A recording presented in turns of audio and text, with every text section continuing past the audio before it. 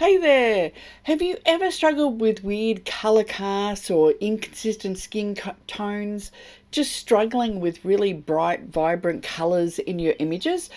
So in this video, I'm going to show you exactly how to use a grey card, both during the shoot and also in Lightroom Classic, to get perfect, consistent colour and white balance every time. Whether you're shooting portraits, product photography, or anything else that's got bright or tricky lighting, this simple tool can save you hours of frustration. So what is a grey card?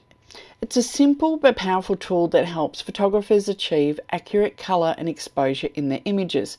It's a neutral reference surface, usually about 18% grey, that your camera or editing software can use to determine what the correct white balance is. So why does this even matter?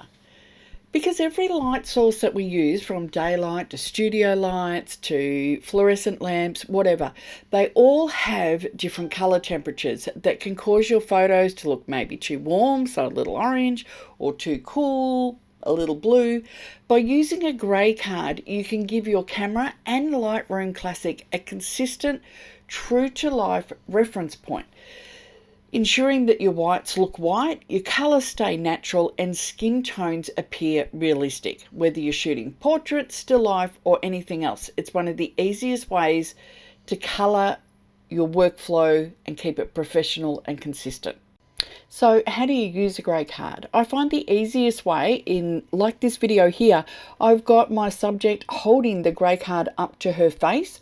I can then focus on that at the start of my shoot and take just a single photo. I can then use that as a reference point in Lightroom Classic to balance out my images.